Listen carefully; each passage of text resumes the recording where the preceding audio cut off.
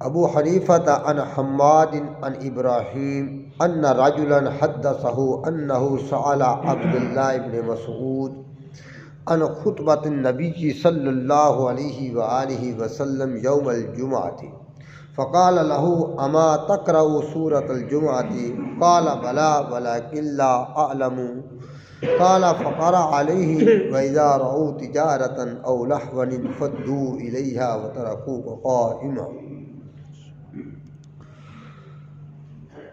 حضرت عبداللہ ابن مسعود رضی اللہ تعالی عنہ سے آقا کریم صلی اللہ علیہ وآلہ وسلم کے خطبے کے بارے میں پوچھا گیا۔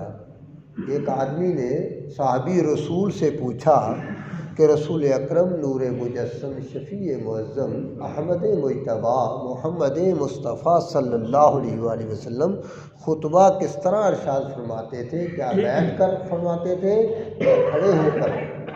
خطبہ پڑھتے تھے تو بیٹھ کر پڑھتے تھے یا کھڑا ہو کر پڑھتے تھے؟ اس کے متعلق صحابی رسول سے ایک تابعی نے پوچھا تو صحابی رسول نے آگے جواب یہ دیا، حضرت عبداللہ ابن مسعود رضی اللہ تعالیٰ عنہ نے، کیا تو سورۃ جمعہ نہیں پڑھتا؟ سورۃ جمعہ نہیں پڑھتا؟ آگے اس نے جواب دیا کہ کیوں نہیں، میں سورۃ جمعہ پڑھتا ہوں باقاعدہ طور پہ، لیکن مجھے علم نہیں ہو رہا ہے اس جمعہ صورت میں کہ حضور صلی اللہ علیہ وسلم بیٹھ کر پڑھتے تھے یا کھڑے ہو کر پڑھتے تھے، کیا ترتیب تھی ان کی۔ تو پھر صحابی رسول نے یہ آیت پڑھ کر سنائی، وَإِذَا رَأَوْا سورۃ جمعہ کے اندر آخری رکوع کے اندر، دوسرے رکوع کے اندر یہ آیت آتی ہے، آخری آیت ہے، وَإِذَا رَأَوْا تِجَارَةً أَوْ لَهْوًا انفضوا إِلَيْهَا وَتَرَكُوكَ قَائِمًا قُلْ مَا عِندَ اللَّهِ خَيْرٌ مِّنَ اللَّهْوِ وَمِنَ التِّجَارَةِ وَاللَّهُ خَيْرٌ۔ فرمایا کہ یہ آیت ہے۔ پھر اس آیت کی تشریح بھی کی، بخاری اور مسلم کے اندر اس آیت کی تشریح بھی آ چکی ہے، اور یہ آیت اس کا معنی یہ ہے کہ جب انہوں نے دیکھا، پہلے اس کا شان نزول سن لیں کہ آقا کریم تشریف فرما تھے، خطبہ ارشاد فرما رہے تھے کھڑے ہو کر، تو اچانک مدینے کے اندر ایک قافلہ آیا، سامان کا لدا ہوا تھا، تجارتی قافلہ تھا، اور آ کر انہوں نے طبلہ بجایا، ایک آواز لگی کہ سامان آ گیا ہے۔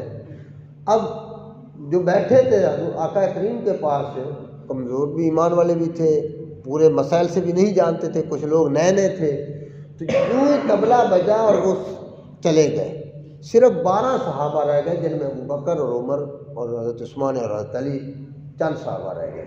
12 صحابہ حضور صلی اللہ علیہ وسلم کے سامنے بیٹھے، باقی سب چلے گئے۔ جا کر انہوں نے سامان کو خریدا اور پھر واپس آئے۔ تو اس وقت یہ آیت اتری، فرمایا ان لوگوں کو بتا دو، ان صحابہ کو بتا دو کہ جس وقت تم تجارت کا آواز سنتے ہو یا کوئی کھیل کود دیکھتے ہو تو تم اس کی طرف چل پڑتے ہو۔ وَإِذَا رَأَوْا تِجَارَةً أَوْ لَهْوًا انفضوا، تم اس کی طرف چل پڑتے ہو۔ وَتَرَكُوكَ قَائِمًا، اور اپنے محبوب اکرم کو خطبے میں کھڑے ہوتے، تَرَكُوكَ معنی چھوڑ دیتے تھے وہ آپ علیہ الصلوۃ والسلام کو، قائمًا کھڑے ہو کر آپ خطبہ دے رہے، قائمًا معنی کھڑے ہونا، کھڑے ہو کر خطبہ ارشاد فرما رہے تو آپ چھوڑ کر چلے جاتے ہیں۔ فرمایا ان کو فرما دو، کیا فرما دو؟ قُلْ مَا عِندَ اللَّهِ خَيْرٌ مِّنَ اللَّهْوِ وَمِنَ التِّجَارَةِ، فرمایا جو کچھ محبوب سے سیکھو کہ یہاں بیٹھ کر جو کچھ محبوب کریم اللہ کے پاس موجود ہے اور حضور کی اطاعت میں موجود ہے، یہ بہتر ہے اس تجارت کو، اس مال خریدنے کو، اور یہ جو تماشا اور کھیل کود دیکھنے کو۔ یعنی یہاں بیٹھے رہو گے اللہ کے پاس، اللہ کی حاضری میں اور حضور کی اطاعت میں بیٹھے رہو گے تو یہ چیزیں تمہیں سب سے بہترین ہیں جو تم تجارت کا مال خرید کر لائے اور تم نے تماشا اور کھیل کود جا کر باہر جا کر دیکھا۔ فرمایا آگے خیر من اللہ ومن واللہ خیر الرازقین، اور اللہ تعالیٰ بہترین رزق دینے والا ہے، اللہ تعالیٰ بہترین رزق دینے والا ہے۔ تو یہ آیت حضرت عبداللہ ابن مسعود نے اس تابعی کو سنائی اور پھر بتایا کہ وَتَرَكُوكَ قَائِمًا، تیری مراد یہ پوچھنے کی کہ حضور بیٹھ کر خطبہ دیتے تھے یا کھڑے ہو کر خطبہ دیتے تھے، تو آپ حضرت عبداللہ ابن مسعود نے فرمایا وَتَرَكُوكَ قَائِمًا، قرآن میں آ رہا ہے کہ وہ چلے جاتے تھے وترکو کا چھوڑ کر آقا کریم کو، اور اس حالت میں جاتے تھے قائمات رسول اللہ صلی اللہ علیہ وسلم کھڑے ہوتے تھے، یعنی خطبہ کھڑے ہو کر ارشاد فرماتے تھے، یہ مقصد تھا ان کا۔